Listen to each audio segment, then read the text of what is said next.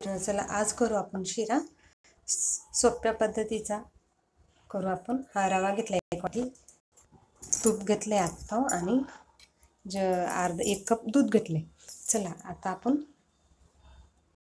तापत ठेवले कढई, त्याच्यात आपल्याला पहिल्यांदा तूप टाकून घेऊ आपण। बारीक गॅसवर रवा भाजून घेऊया।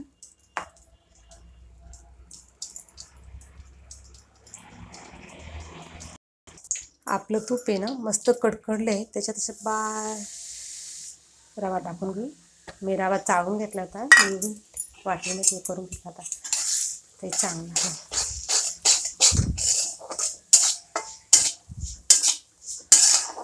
एकसारखा हलवायचा आहे आपल्याला, तर हलवून घेऊ आपण।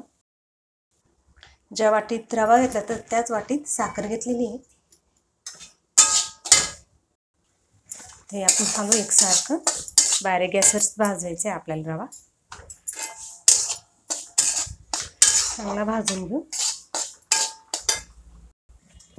मस्त रव्याचा वास सुटला आहे, छान रवा असा गोल्डन कलरचा भाजून घेऊ आपण।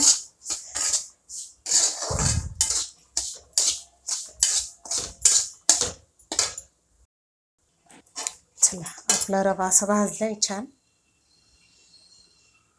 त्याच्यात आपल्याला दूध टाकायचे।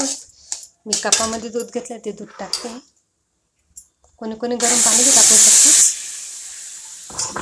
जेवढा राहायचं दूध घेतलं होतं सारे, ते एकसारखं हलवून घेऊ।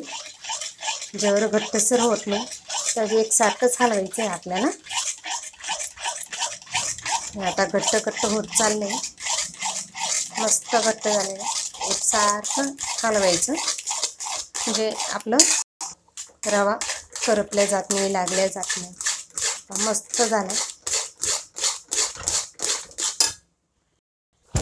मस्त आपला पेढ्यासारखा शिरा तयार आहे। आता त्याच्यात आपल्याला साखर टाकून घ्यायची,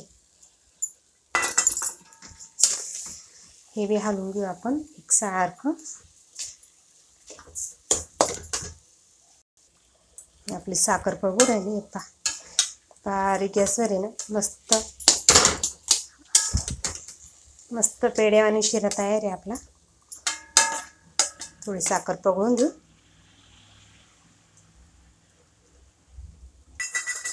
चला तर आपला शिरा तयार आहे, एका प्लेटमध्ये काढून घेऊ। चला आपला शिरा रेडी।